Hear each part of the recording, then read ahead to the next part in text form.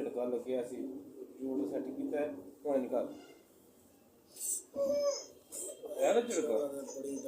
ਝਟਕਾ ਪਿਆ ਹੈ ਨਾ ਇਹ ਝਟਕੇ ਤੋਂ ਬਚਾਓ ਉਹ ਕਰ ਦੇ ਫਿਰ बाबा को क्या हो गया है